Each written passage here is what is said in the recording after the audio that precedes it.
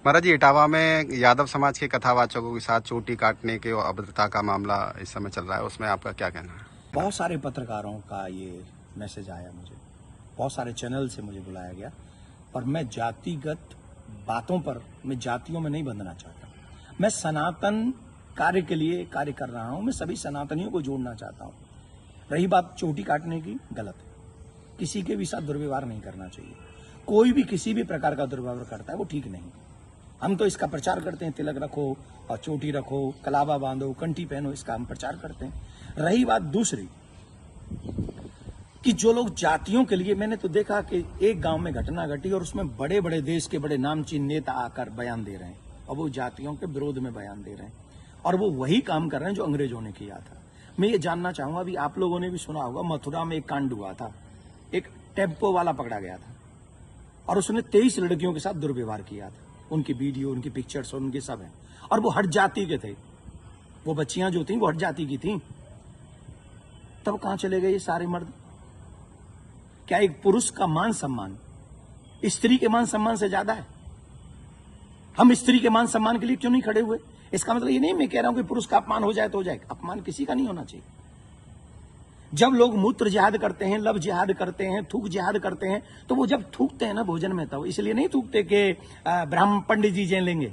उसमें सब आते हैं, पंडित जी भी आते हैं, यादव जी भी आते हैं, सिंह साहब भी आते हैं, अग्रवाल जी भी आते हैं, चौधरी साहब भी आते हैं, लिमका भी आते हैं, ढिमका भी आते हैं, सब आते हैं। वो सबके लिए थूकते हैं, वो सबके लिए मूतते हैं, वो सबकी बहन बेटियों पे नजर रखते हैं। तब क्यों नहीं बोलते हम और आप सभी? बताइए, मैं जानना चाहता हूं। ये जितने भी लोग आज विवाद कर रहे हैं, ईमानदारी से बताइए, भगवान श्री राम किस लिए आए थे? वो तो क्षत्रिय थे। भगवान श्री कृष्ण किस लिए आए? वो तो यदुवंशी थे ना। किस लिए आए थे? बताइए मुझे, जरा जवाब दीजिए, जो अपनी अपनी जातियों के जो नेता बने बैठे हैं। मैं जानना चाहता हूं आपसे, जितने भी अवतार तुम्हारे सनातन में जिन पुराणों के अनुसार हुए, जिन पुराणों के अनुसार तुम अपने आप को हिंदू लिखते हो, किसके लिए अवतार हुए थे? वो धर्म की स्थापना के लिए हुए थे और धर्म की स्थापना करना ही हम सबका दायित्व है कि हम इस देश में धर्म की स्थापना करें, ना कि धर्म का खंडन करें। हम सबको चाहिए कि एक साथ रहकर अपने धर्म का सम्मान करें, अपने धर्म को बढ़ाएं, अपने देश को बचाएं। ये हम लोगों की ड्यूटी होनी चाहिए। और जितने भी यदुवंशी सुन रहे हैं ना, my dear, listen to me. निश्चित तौर पे मेरा जन्म जो है ब्राह्मण कुल में हुआ है, लेकिन आपको एक और बात बता दूं, यदुवंशी मेरे हैं सब। पूछिए कैसे? भगवान श्री कृष्ण का नामकरण जिन ऋषि ने किया था, गर्गः प्रोहितो राजन यदु नाम सुमहातप, मैं गर्गाचार्य जी का वंशज हूं। क्या मैं आपका बुरा चाहूंगा? क्या मैं जाटवों का बुरा चाहूंगा? मैं चौधरियों का बुरा चाहूंगा? मैं बनियाओं का बुरा चाहूंगा? किसी का बुरा नहीं चाहता।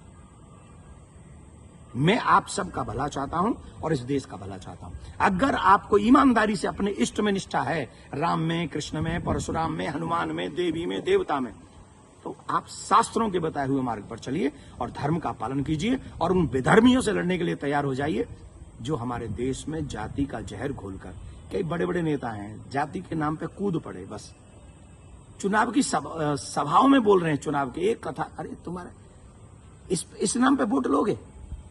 लेकिन महाराज जी, सवाल ये आ रहा है कि ब्राह्मणों के अलावा और कोई समाज का व्यक्ति कथा कर सकता है कि नहीं कर सकता? क्यों नहीं कर सकता भाई? कथा प्रवचन कहीं भी करे। हम अपने बच्चों को कहानियां सुनाते, कथा सुनाते हैं, क्या बुराई है? हर एक जाति के व्यक्ति, मम्मी पापा, दादी दादा, नानी नाना तो अपनी ही जाति के होंगे ना। कहानी सुनाए, कथा सुनाए, कोई बुराई नहीं है।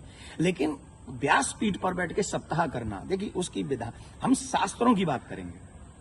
यहां मैं अपनी बात नहीं करूंगा। मैं ब्राह्मण कुल में मेरा जन्म हुआ है, लेकिन कितने ऐसे कार्य हैं जो मैं खुद नहीं करता। जैसे यज्ञ कराना मैं नहीं करता, क्योंकि उसमें मेरी नॉलेज नहीं है। वो विवाह कराना, वो मैं कार्य नहीं करता। अंतिम संस्कार में भी जो 16 संस्कारों में से एक है, मैं वो नहीं करता। जो चीज मेरे हाथ में नहीं है वो मैं नहीं कर सकता, और जो मेरे हाथ में है वो मैं कर सकता हूं। जब हम भागवत करते हैं, एक अनुष्ठान करते हैं, अनुष्ठान को अनुष्ठान रहने दीजिए। सत्संग, प्रवचन, रामायण इत्यादि हम सब करें, कौन रोकने वाला है? और कितने ऐसे लोग हैं जो ब्राह्मण नहीं है, वो भी कथा कर रहे हैं। हमारे यहाँ तो मुस्लिम भी राम कथा करके गए हैं और हमने उनको स्वीकार किया। रसखान को हमने स्वीकार किया है, रसखान के पद हम लोग गाते हैं। तो इसमें जाति के चक्कर मत पड़िए, जाति बंधन मत फैलाइए। मैं हाथ जोड़ के प्रार्थना करता हूं, आइए हम सब एक हों, सनातन देश और धर्म और आने वाली पीढ़ी को बचाएं। यही हमारा दायित्व है। जय श्री राम। लेकिन महाराज जी एक सवाल और कि उनपे आरोप लग रहा है कि छेड़छाड़ की उस घटना में शामिल पाई गई। देखिए, न तो ये काम देवकी नंदन का है और न काम ये अखिलेश जी का और तेज प्रताप जी का है। जो चीजें हुई हैं, अब कह रहे हैं कि 2 आधार कार्ड मिले हैं, कोई कह रहा है उनको छेड़खानी हुई है, कोई कह रहा है उनकी चोटी काटी, उनका अपमान किया गया। तो इसके लिए संविधान है, इसके लिए प्रशासन है, हमें बांटना नहीं है। प्रशासन अपना काम करे, जहां जो जिसकी गलती हो उसे सजा दे। पंडित जी की गलती है तो पंडित जी को सजा दे, यादव जी की गलती है तो यादव जी को सजा दे। लेकिन जो बड़े बड़े लोग हैं, जो बड़े बड़े पदों पर बैठे हैं, उन लोगों को जातिवाद फैलाकर समाज को लड़ाना नहीं चाहिए। ये अच्छी बात नहीं है। धन्यवाद।